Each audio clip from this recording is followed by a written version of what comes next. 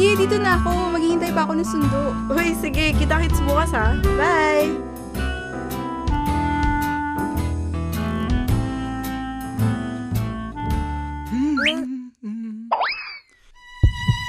Ang ganda talaga ni Cynthia. Ngayon na ang pagkakataon ko para magtapat sa kanya pero natutorpe ka. Nako! Wala sa pamilya natin ang mahina.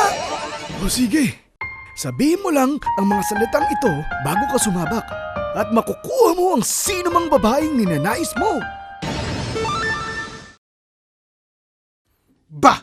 Babaero. Babaero.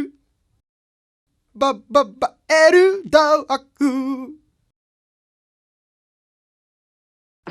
Kaya ko to.